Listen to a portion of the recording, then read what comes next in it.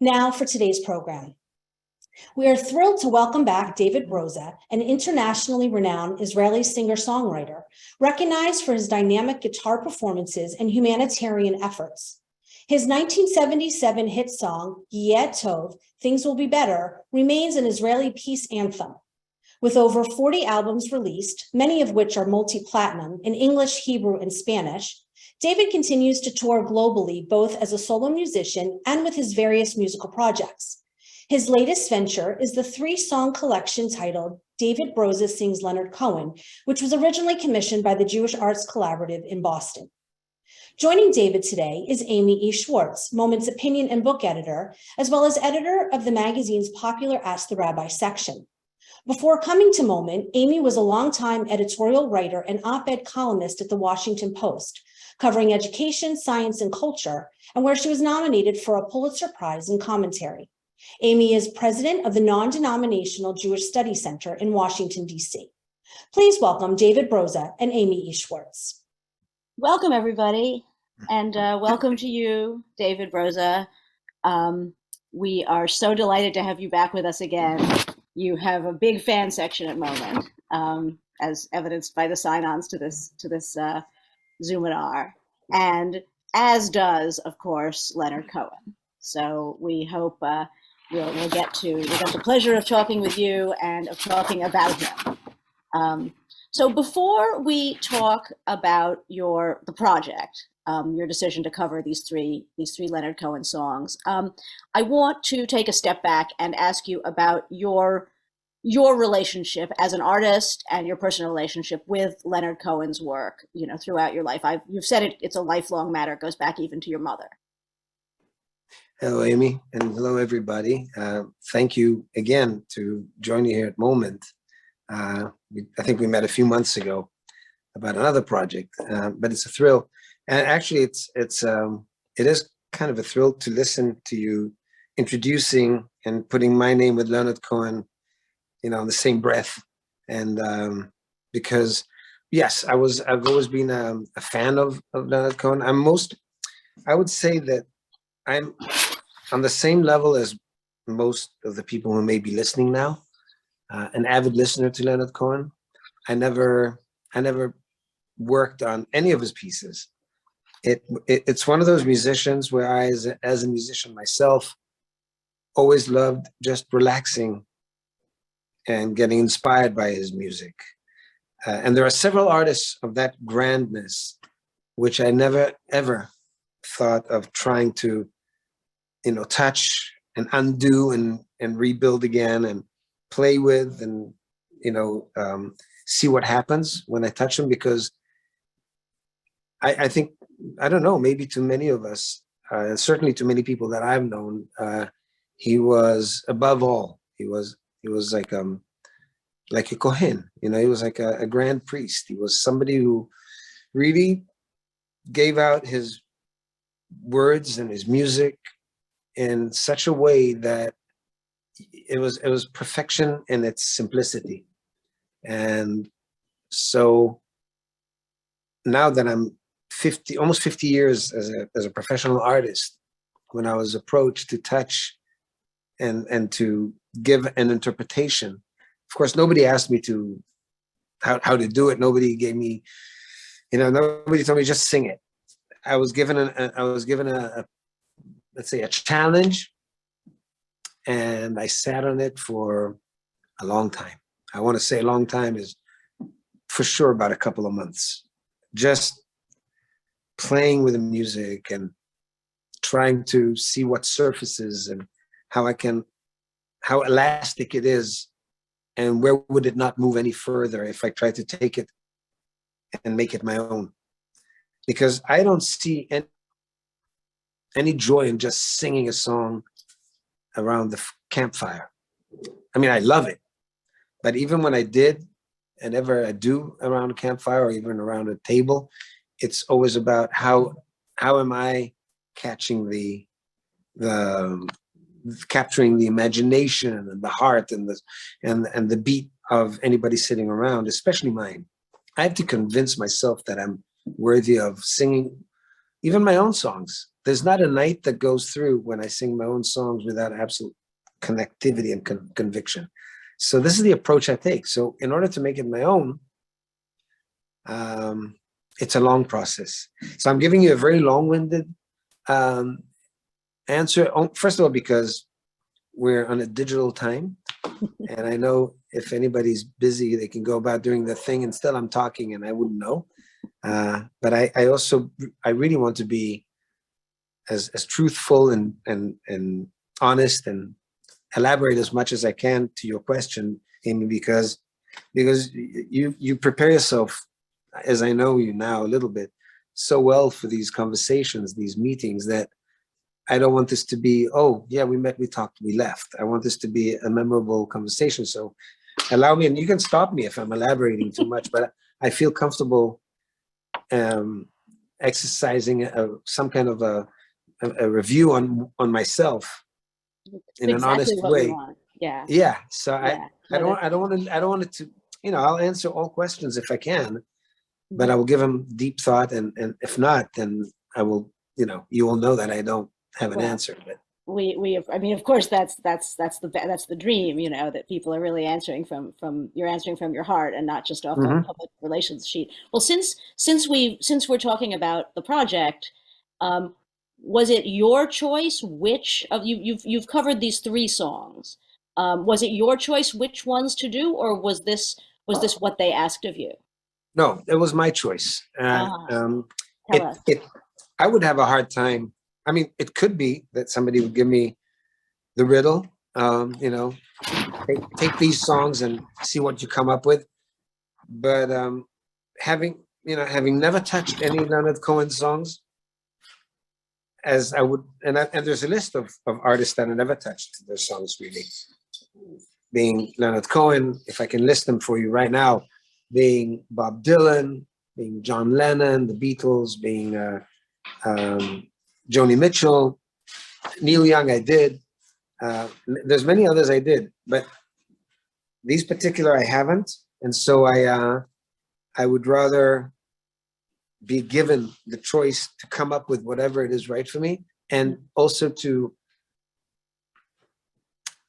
have it be dressed arrangement-wise in the right way. And so I get these particular 3 songs, after I figured out where I want to take them, then I came to the question, okay, do I want this full orchestra, choirs? Do I just want a 3-piece band? It's just me and a bass player, just me alone? And for every song we picked a different kind of a setting, but mostly around the same musicians and group of musicians. And we did it all in one take. We did it in one day. It was all the songs in the same day, all the songs. Oh yeah. All the songs. It was all live. Because they're all very different. I mean, so take us for the many Leonard Cohen camp followers out there. Take us through. Tell people. I can say. I mean, you've done So Long Marianne. You've done Famous Blue Raincoat, and you've done Dance Me to the End of Love, and that's your selection. So well, I could have. There were another 50 I could have done. I would have. How did you? As a matter of fact, if anybody's out there wanting to be part of this continuity, if they want to sponsor the next phase of the next 3 or the next 7, I'm willing to do what I call the Essential Leonard Cohen by David Broza. Do an album night. But we're right now at 3 songs. So how did you pick these 3 songs? What did they say to you? I don't know. I listened. Listen, I've listened to Leonard Cohen, right? I mean, I'm 67, so I've listened to him since I was a very young age. I want to say since I'm about 22, 20, or even before that, from the late 70s. And truth of the matter, the Leonard Cohen the name echoed in the house because my mother, whose name was Sharona Aron, she was like Israel's first folk singer with the guitar. And back in 1948, she started recording, being very young, a young woman. And I think it was in the early, like 1963, she met with Leonard Cohen in Hydra in Greece, on the Greek island where he lived. I don't know the nature of their meeting. I don't know why, but they spent several days out there together with a group of people. I don't know who they were. Leonard Cohen and his supposedly his bohemian friends. As we, since then I've read books, I've seen the films, I've seen documentaries, so I kind of know who the person was. And Marianne, there's- right? Yeah, wasn't he with Marianne? He was just apparently just separated from Marianne. So these were not easy times for him. I think it was 1963. I know because he dedicated one of his first books to my mother, and inside it's inscribed in June 1963.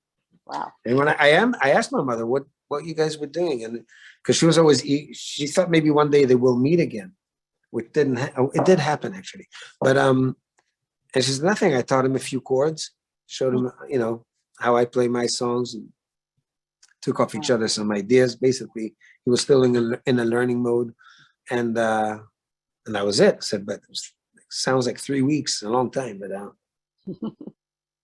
I must have been 7 or 8 years old. What would I know? Anyhow, it was she was always very, very proud of the fact that there was a connectivity. However, when they finally met back in the late 70s, early 80s, he didn't remember. And I think he was just over emotional and whatever. It was in a tour he did in Israel, back in Israel.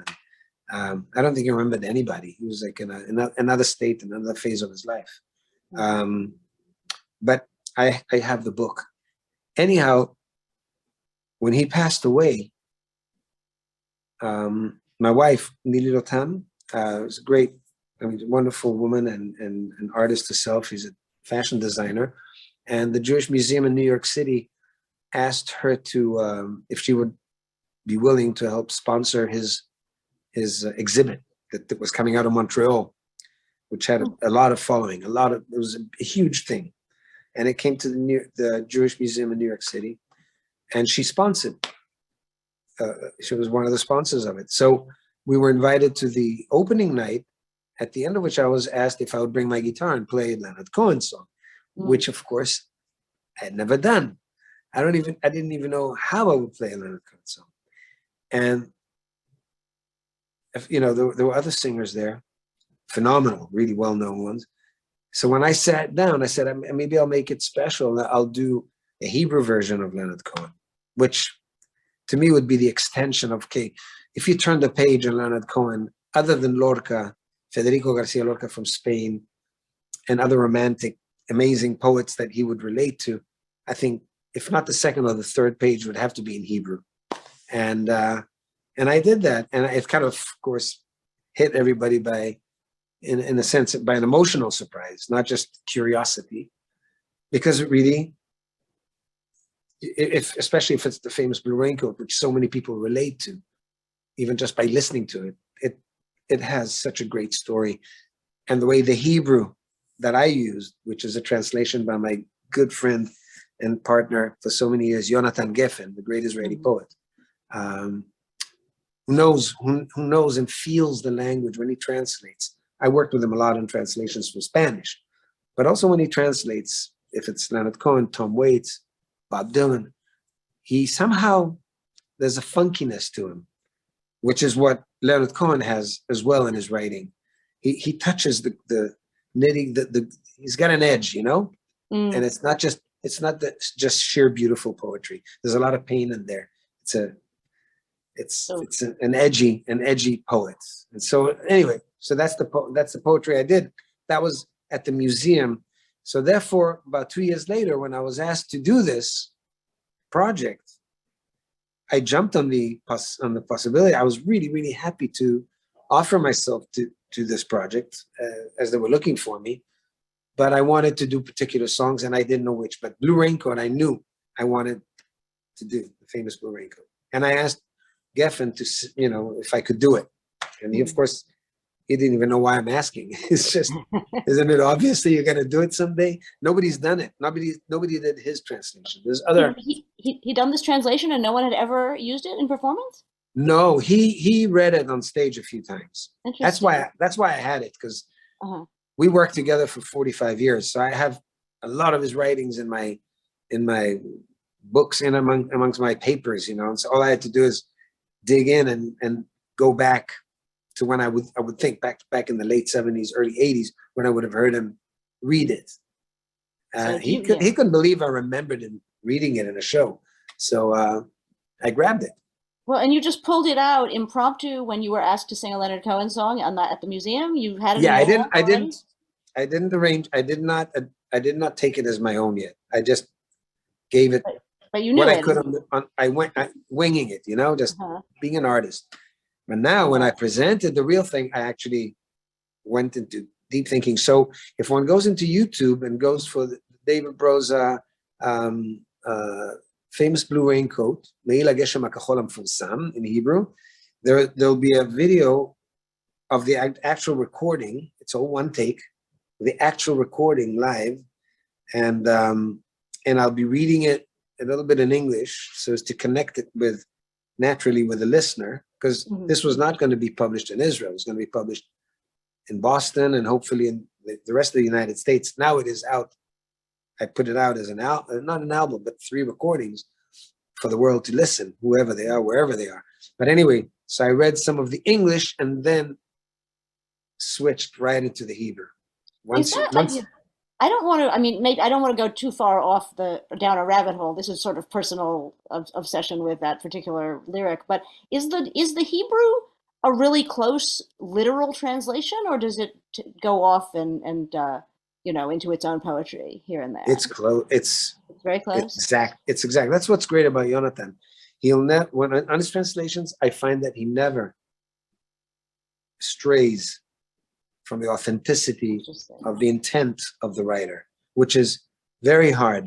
And good translators know how to do it at the cost of maybe the lines not exactly sometimes fitting, but he also has a rhythmic ability to put it in place. I did an entire album, 2 albums with him, translating from Spanish to Hebrew, and he doesn't speak a word of Spanish. So it took forever. It took us almost 8 years to translate. And I literally had to translate not just the poems, but every word and its significant placement in the sentence. Right. And where does it connect to the story, and where does it come from geographically? Where is the poet writing from in his mind, or where is he placing the reader because he's trying to connect a reader?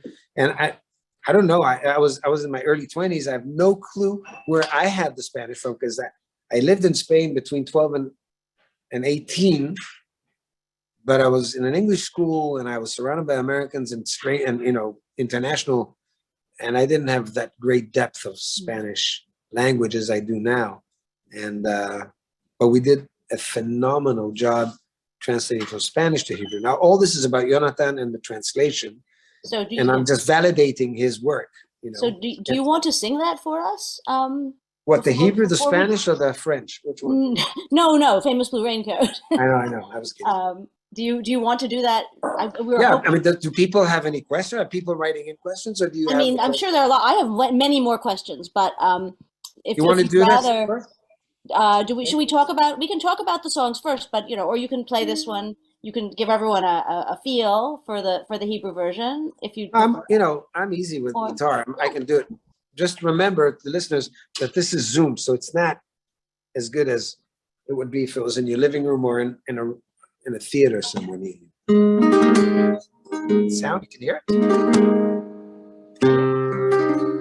So the way I looked at it when I'm sitting more or less at the same place where I worked on these songs to make them, where I work every morning from approximately from 10 a.m. to 6 p.m. I sit with my guitar and I play and I try to write music.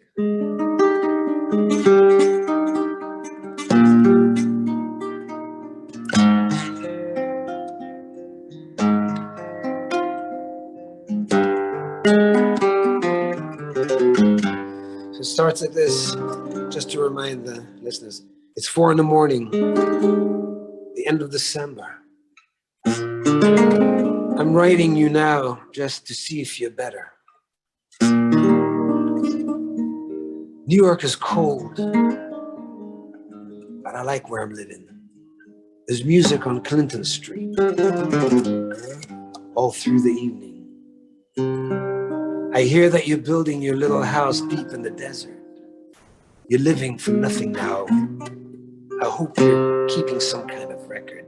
Yes, and Jane came by with a lock of her hair. She said that you gave it to her.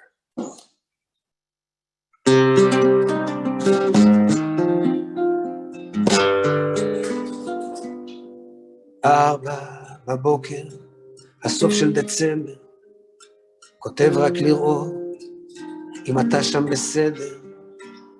ניו יורק קפואה, אבל חם לי כשקר לה. בקלינטון סטריט, מוזיקה עד סוף הלילה. אמרו לי שאתה גר שם לבד במדבר. אולי אתה קצת מאושר, אחרי שהשיר כבר אושר.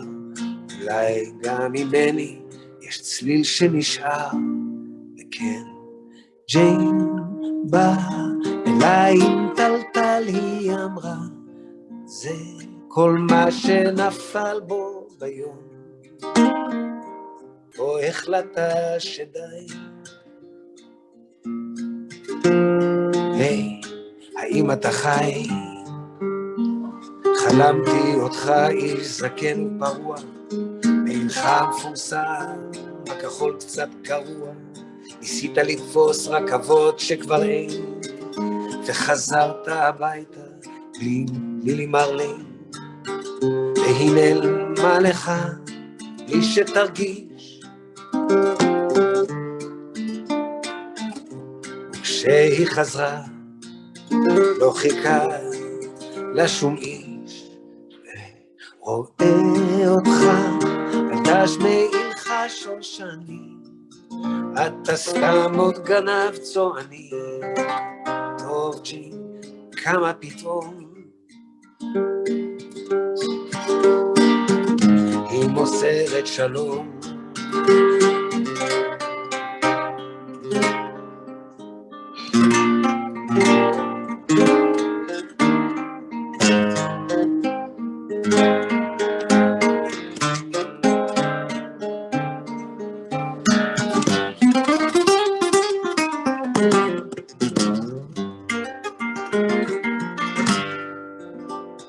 מה להגיד לך, אח ורוצח, מה כבר אפשר להגיד? אותך לא שכחתי, מזמן כבר סלחתי, אולי ניפגש בעתיד. אם תבוא לבקר את ג'יין ואותי, כדאי שתדע, האויב כבר נרדם, ואני לא לבדי. תודה, האומץ שלך לנסות, חשבתי לבך מרוסק, אתה כבר גבר חזק. וכן, ג'יין באה אליי עם טלטל, היא אמרה זה כל מה שנפל, היום שהחלטת שדי. שלך למד כהן.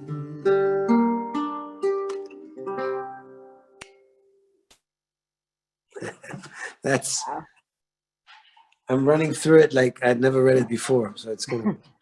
Thank you so much. I don't know if it sounded like a song, but there it is. Sounded like a song to me. No, that was lovely. Thank you so much. And you know, I know it's not optimal for you either to perform for us on Zoom, but we appreciate it a lot. So tell us more about the other two songs. What did So Long Marianne mean to you that you wanted to cover it?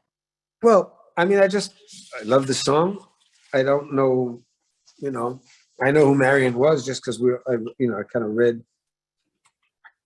read the biography, but I took it to a very different. I took it from a waltz to a little bit more of a rock and roll style. Like I rocked it a little, you know. Like originally, he plays it. Over to the window, my little darling. I'd like to try. So it's very. It's a waltz, and I took it away from.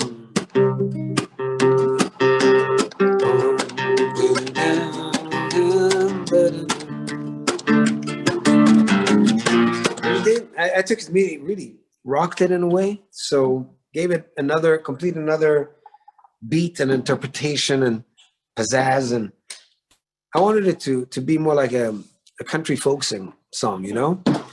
And that's what we did, you know, and added strings and we added horns and gave it grandness. I had to take it elsewhere.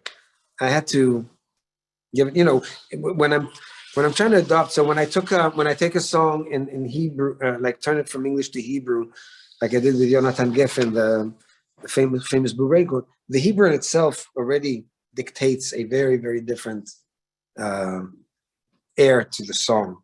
It's not, well, no matter how I do it, no matter how I try to twist the words, they're gonna have a Hebrew stand like cadence. So when I'm singing it in the original language that it was written, I have to find another angle, and that can take forever. I can play it, and at the end of the day, after playing it for hours, I'm thinking it's not good. It's not. And if I can't convince myself it's good, then it ain't good. It may be good, but yeah. Did you try? Yeah, other I tried. words? Of course, I tried. You know, I like it's like throwing it up in the air, let it all the pieces fall, and then pick them up like a puzzle and try to rebuild it. It's hard because I'm working alone. I'm not taking on some artistic director, or it's all in my head, and it's all in this particular case. There have been in my life. I've worked with, like in Israel, I worked with Louis Lahav, one of the greatest producers, and he takes the songs apart and then he tells me, "All right, do it this way, think that way." He's like a director, and it's hard. It's then I have to submit to another person's fantasy, Or like the being an actor in a film. Right. So but all these different versions you think are in the song. I mean, you're adding something, you're bringing something out of it that's already in the song to you. No question. There's no question. You know, and this is something, you know, I work a lot on over the years and throughout my career in interpreting poetry through music. So I find a beautiful poem and I write music to it. And I definitely take it away from the original intent and the point of intent and direction of the original writer, the poet. And I've had quite a few poets come to me, not complaining, but always saying, you know, now when they read their poems, they find themselves reading them in the cadence and the division of the word, the re-editing of the words and lines as I do. And I said, well, somebody did it right, because if I didn't do a good enough job, you'd still be reading your own. And this is what happens when it's up for interpretation. It's just like how do great orchestra conductors who give interpretations to pieces of Brahms and Mozart or Prokofiev or anybody, they have to decide when to build up, sometimes how to interpret the crescendo and how to interpret a break and a breather. And this is what I do as an interpreter of any poetry. And certainly now when it comes to reading a song by Leonard Cohen, before I even get into the music, I try to understand the rhythm that's being placed in front of my eyes and how the paper is divided.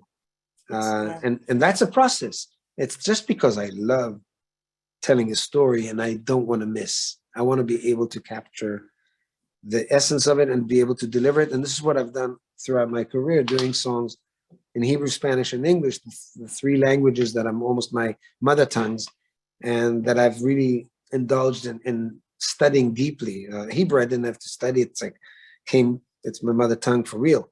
But English was the second, and Spanish was my third. And all of them I speak fluently, but I read them and I create in those languages. So I kind of give them the same. It's all the same seriousness and depth, and it's kind of boring in a sense, maybe to the listener. To me, this is the essence of what I do. At the end of which I step on a stage and I perform it, and that's when it's all right. There's a lot of good poetry in those three languages. It's funny you say that, because I was thinking back, main memory of Famous Blue Raincoat from when I was younger is, you know, in the early days of the internet when people would go on these listservs and have these arguments all night. And I remember being in a very passionate debate over whether the lyric of Famous Blue Raincoat, just standing by itself, constituted a poem. You know, without even getting Oh, to was it a absolutely. poem? Yeah, I know, right. And I remember making this long impassioned argument as to why it was a poem. So So I'll give you an example. I was teaching creative writing in Bennington College for 10 years. People might not know this. So why would they know? yeah. It was an MFA course, and I was asked by the dean, Liam Rector, may he rest in peace, an incredible poet himself. And oddly enough, I did this for 10 years, from the year 1990 to 2000, in Bennington College up in Vermont. Yeah. A very prestigious course and really phenomenal. And the greatest poets in the country were teaching there, or some of the greatest. You know, of course, there's so many. But some of them, Donald Hall, Donald Justice, Heather McHugh, David St. John. I mean, there's a long, long list of very renowned, prize-winning, and acclaimed writers. And there I am. They asked me to come and, Liam asked me to come and talk about the music or whatever I want to talk about, poetry, to the students. And I'm thinking, first of all, I'm not even entitled to. Why? I mean, I'm a self-educated poetry man, but I'm really writing music to poetry. He says, exactly, you. Says, and I remember asking him, how long would I have to talk for? He said, for about 2.5 hours. I said, you're kidding. What am I going to talk about? He says, just get on stage and do it. So I did in the class. And after 2.5 hours, he literally abruptly says, Broza, that's it. Let's go to the bar, have a drink. You did great. And I stayed with it for 10 years. Why am I telling you this? Apropos, is Famous Blue Raincoat a poem or not? And I came, and there was an incredible man who ran one of the two largest organizations for copyright for musicians, BMI. And this is Del Bryant. He was he was the CEO, the president for about 20 years. Big fan of mine. His parents were Boudler and Francine Bryant. They wrote Bye Bye Love, Dream, Dream, Dream, Wake Up Little Susie, all these incredible hits. So he was obviously a songman. And I was given the house of where Robert Frost used to live. And like that alone is, wow. So me and my family would come up and, I'd be 5 times a year, I'd be teaching there. And one night after the lessons, everybody's, as would be expected, was sitting on a cold night, passing around drinks and meeting, playing my guitar, doing things and playing music to poetry that I wrote music to, like Elizabeth Bishop poems, different poets, also super great poets in this country.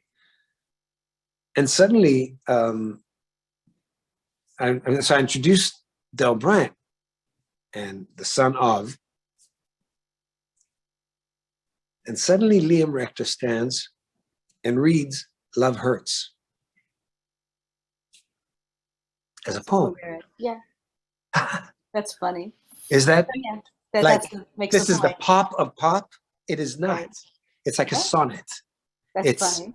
Yeah. Did Shakespeare, if he wanted to write simply, he could write simple. So Boudler and Francesca, they are the Shakespeares of country music, This is before the Nobel Committee came along with We don't listen to Nobel. We listen to, we're the worshippers of spoken word, of written word. Sure, we don't know. Sure. Nobel is already intellectualizing with everything. Yeah, they're so yeah. Listen, I don't profess to be an intellectual. I profess to be an avid reader, an admirer of writers and around musicians, admire of performers and arts of all kinds. So this is what I live for, and this is what I hopefully also am considered to be worthy of being within that community, which is really what I've done all my life, but I don't take it for granted.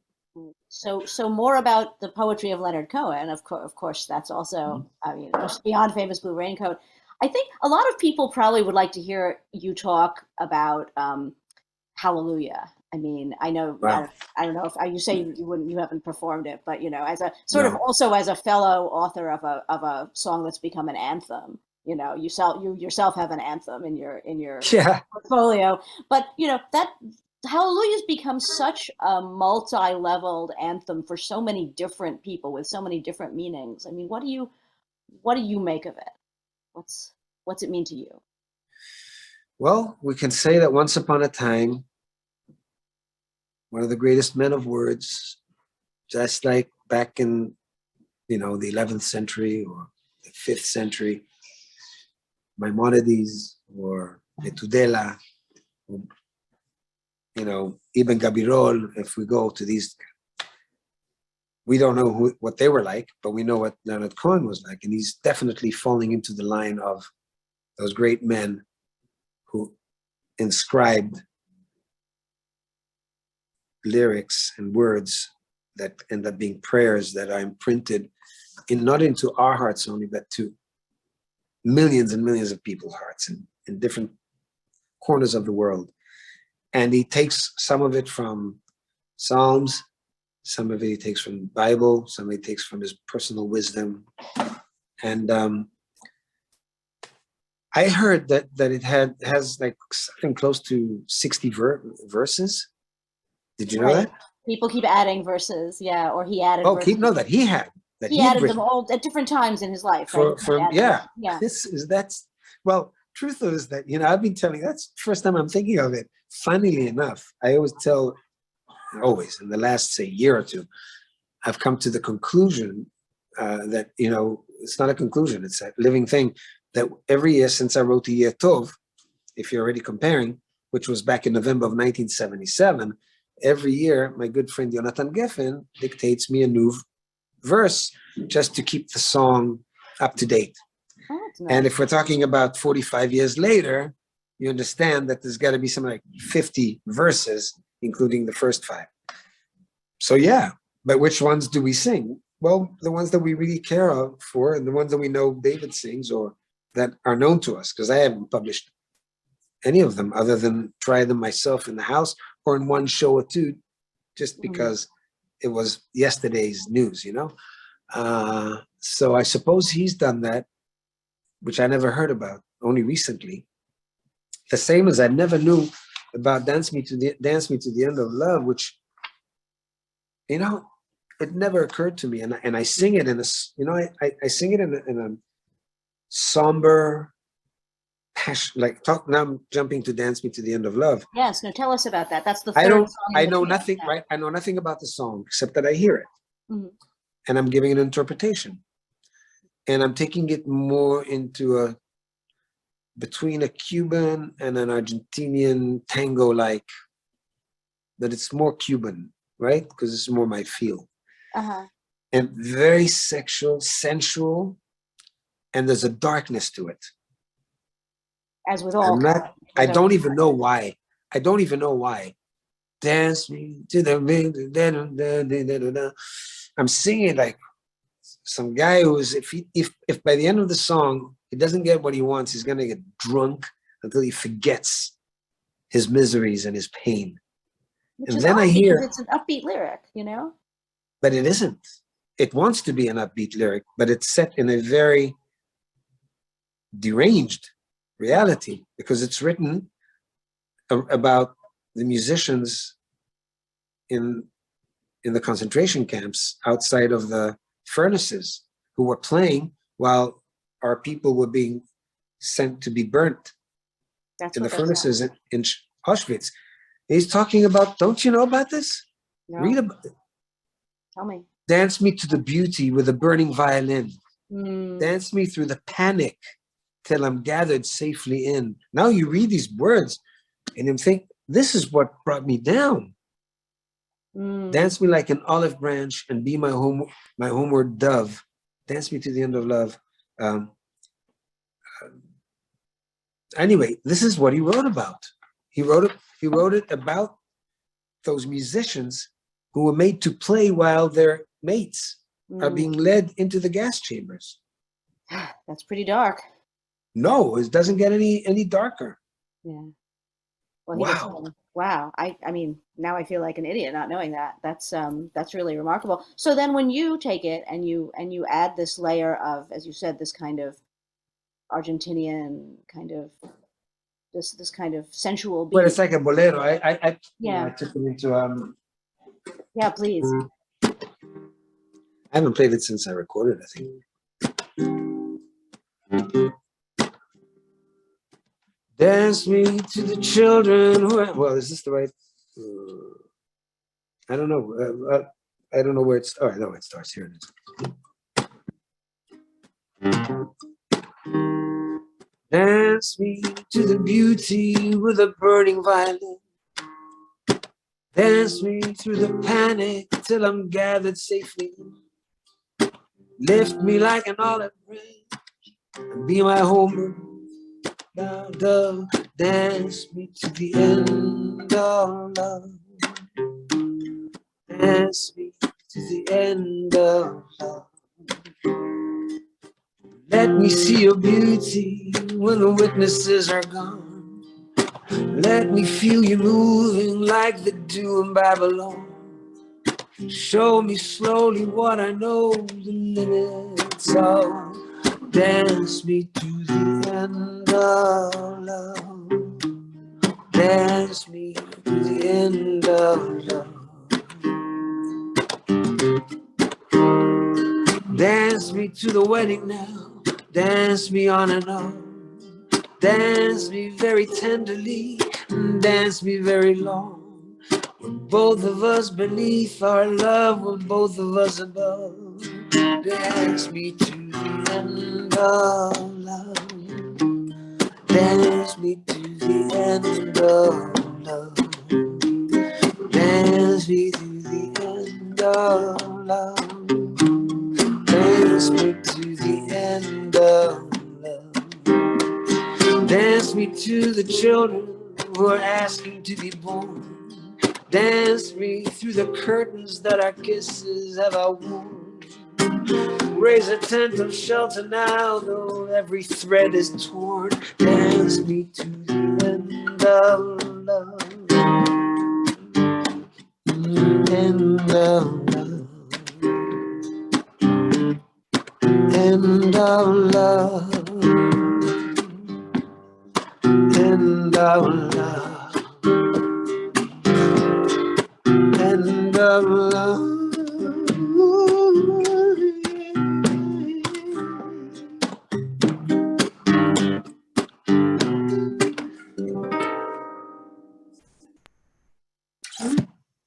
I guess here goes one Wow. version.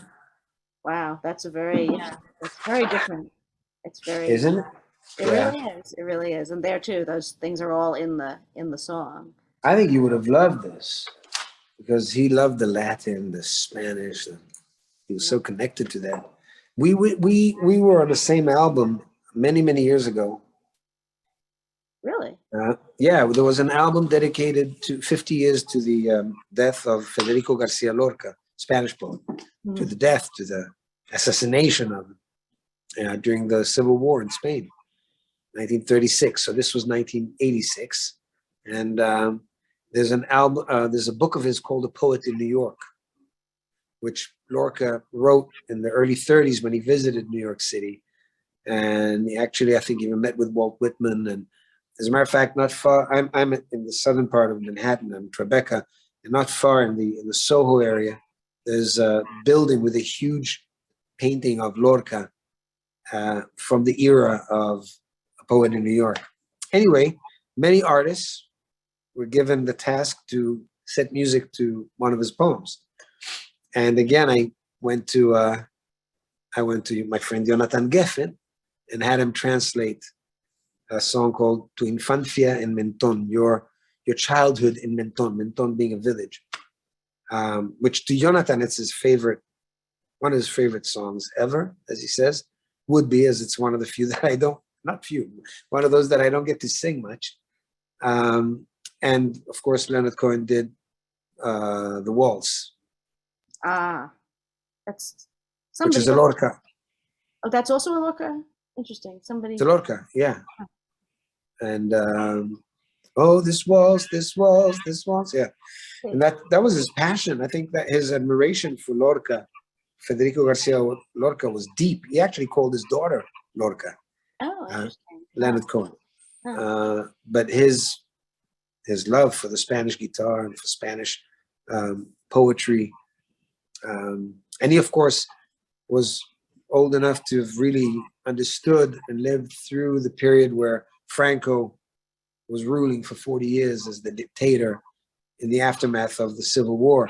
I don't know This is Lorca. why he was so, what? Lorca, you're talking about, or Cohen? No, Leonard Cohen was obviously living a full era, and would have known. I lived in the latter part of the years of dictatorship. I arrived in Spain at the age of 12, almost 12, right after the 6 Days War. My father moved us to Madrid. Had nothing to do with the 6 Days War. It was his plan. Plan was to move for a couple of years. They stayed for 13 years. I stayed for almost 7. From 12 to 18. So that was the Franco years, and I was only 12.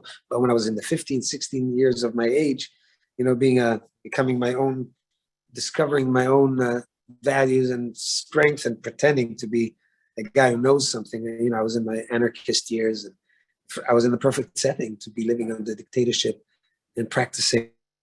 The guy who was against it all and protesting and writing slogans on walls and trying not to get caught and get in trouble. But you think it spoke to Cohen in a different way? The Lorca, the relationship with Lorca was from a different angle somehow. Well, he obviously didn't live it like I did, but I don't think it was in a different way. I think he. Well, first of all, there's no denial that Federico Garcia Lorca is probably one of the greatest poets to have lived, and his poetry and his plays continue to be an enigma and performed worldwide. And there's a lot to love about Spanish culture.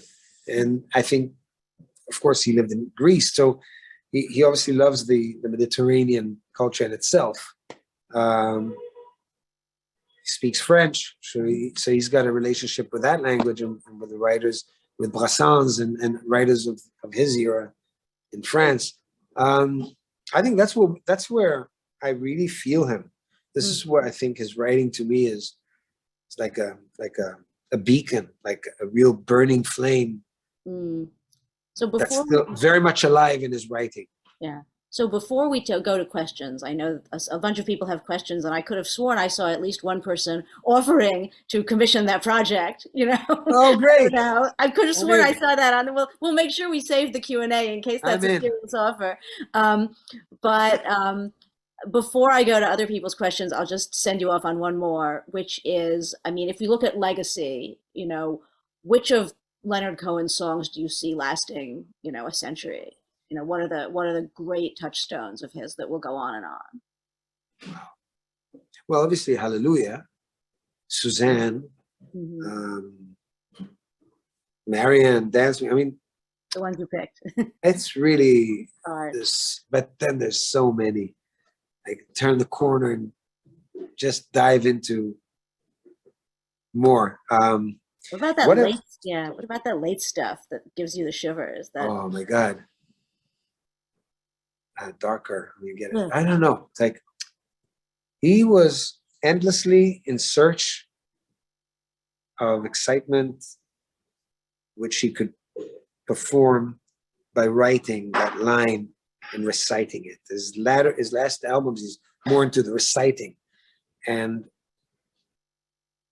listen, some people around who walk around us, amongst us, are God's send, we could say, without even having to go into liturgic thought and all that, the religious thought of it. There's like people who are here on their journey, 80 years of life, 100 years of life, to spread beauty and open our eyes, all the way from Aristotle to Leonard Cohen, all the way from Maimonides to Leonard Cohen, all the way from, these are like Bob Dylan, these are people who through writing give us a purpose sometimes. When we're not sure that we can see it, we can find it at the end of a line, or at the beginning of a line, or middle of a line. That's the beauty of it all. And then when it is garnished with simple and approachable music, wow, I mean, that first album, one of the first albums of Leonard Cohen album, which was produced in Nashville, you know, with Suzanne in it and all that. Wow, that stuff will live forever. So he's a Like prophet. Highway 61, like Bob Dylan's, you know. Yeah. I don't know, it's phenomenal. I mean, if you ask me, there's not one. I think there's an image, there's a persona that has left us with his book of songs and his book of poetry and verse, that I look at it like I look at many poets that have come to work on, not with necessarily, as, you know, if not prophets, they are the cornerstone to the purpose that we all look for. And there's a beautiful thing about it. And it doesn't have to speak to everybody. It's, you know, it finds its public and its ear, and it puts people in motion, and that affects many, many others without even knowing that the inspiration was by this, that, and the other. It's the shoemaker, it's the technician, it's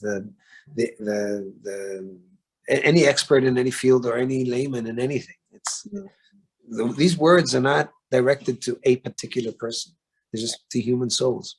So the psalmist and the prophet, he goes onward forever. Well, that's great. Let me on that note, on that high note, let me turn it over to Suzanne, and she'll ask you some questions. But thank you as always. It's such. Amy, wow, wow! Anytime. Great. Thank you. I heard that. Anytime.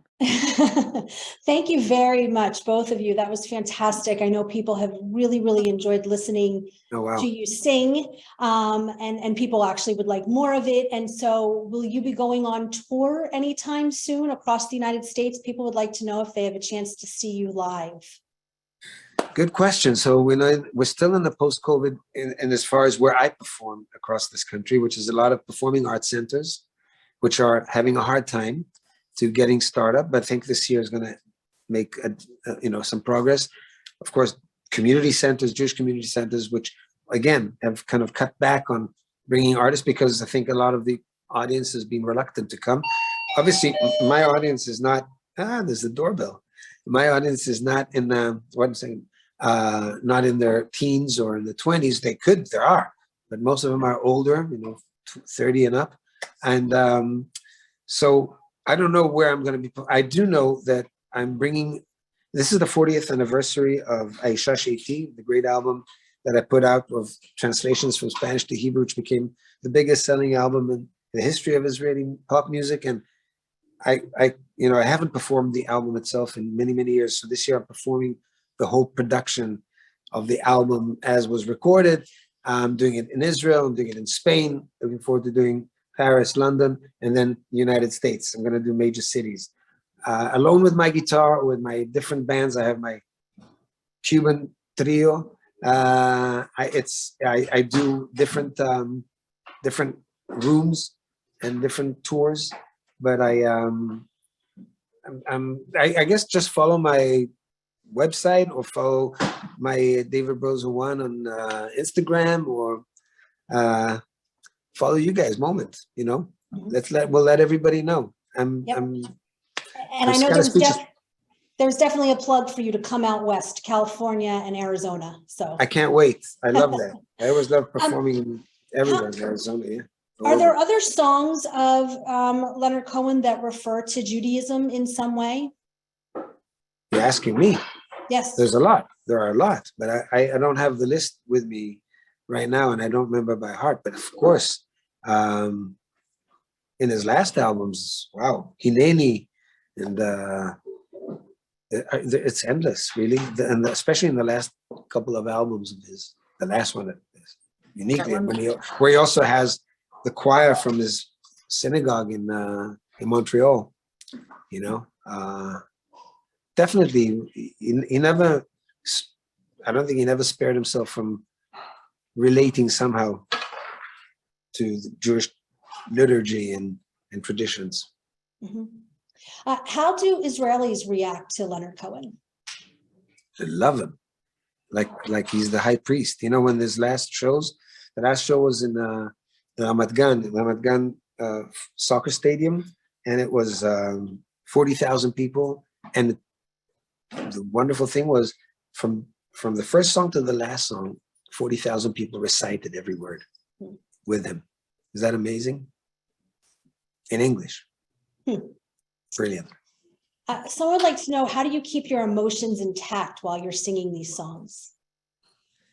The songs guide me. These are such great songs. I mean, again, in my catalog, where I've recorded close to 400 songs, I have the ones that I obviously put on stage always, no matter if I'm performing for Hebrew listeners or people who don't speak Hebrew, whether Jewish or general audience. The lyrics always propel me and make me have to really demand of me to be at my utmost intentive and committed form, so I can deliver the story. And I can sing those 2-3 times a day with the same passion, because every audience brings this a new energy in, and my commitment. I get carried away by the audience energy. They don't have to do anything. They just sit and listen. It's not about screaming, hollering. It's about, I feel the audience, and I don't see them at all when I'm on stage. So that gets me really, whether it's 2 people, 20 people, 2,000, or hundreds and thousands of people. Great. I deliver. Do you think you could have done this if before Leonard Cohen died? And what do you think how he would have reacted to the songs that you covered? I wish I had. I wish I had. I don't know how he would have reacted, but I would have made sure that he hears it somehow through friends. We have many people that I know that know him well, knew him well, that were working with him. But I never tried to impress anybody but myself with these things. It's my commitment to myself. I would have, I hope he's hearing it. Who knows what goes up there, what goes on out there in the wilderness, in the wild cosmos. Wonderful. And before we wrap up, in addition, I know you just mentioned that you were working on a 40th anniversary project. Is there anything else that you're working on that people can be looking forward to? Of course. Well, there's my project Tefillah, which we spoke about the last time, which is by my rewriting music to the Friday night prayers, as was commissioned by Temple Emmanuel in New York, which I perform now at the Friday of every month for a particular audience that Temple Emmanuel are gearing it to. But I believe that within a year or so we'll start opening up, and I hope that we manage to take it across the country. It's a 30-piece orchestra with choir, gospel, and jazz, and classical, and klezmer, and it's the most unbelievable project that I have ever done. I deliver it every time. And the other thing is, tomorrow I'm going in to record my essential John Lennon songs, which I've never done any Beatles songs ever in my life, like with Leonard Cohen. And so those are that. Then after that, I'll do the essential, Dylan and Tom Waits.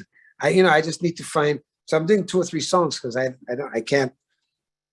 First of all, it takes a lot. Secondly, I don't have a record label that's commissioning me to do these things right now. So I'm just working one step at a time, and hopefully it'll entertain. And I'm writing a children's album, and writing my next Hebrew album, and God knows. I'm doing a blues album.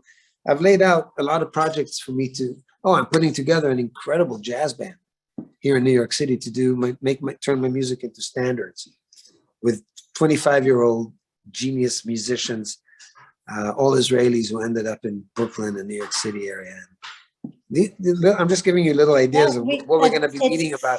Fantastic. We've got a lot to look forward to. Yes. So we do have to go, but I want to thank you so much for joining us. Thank you, Amy. I want to let everybody know that today's program will be available on our website tomorrow. We'll send out an email that includes a link to the recording as well as a link to David's website. You can find all of his music on Spotify and YouTube. Anywhere else? Pandora, Amazon, Apple, everything. It's all over. YouTube. It's everywhere. Yeah, look for, and you do look for the David Broza, I think, Leonard Cohen project I'm sure it's in English. Like when you look it up, should be there in English. And otherwise, it's on my Spotify. Like so that's easiest probably to find, but it's everywhere, literally everywhere. Wonderful. Again, thank you both. Thank you, David, for entertaining us, sharing stories about Leonard Cohen with us. We really appreciate it. And we'll see everybody next time. Oh, please go to momentmag.com where you can sign up for next week's program about Julius Rosenwald and Booker T. Washington. Again, thank you. Talk to you later. Bye-bye. Thank you. Bye-bye.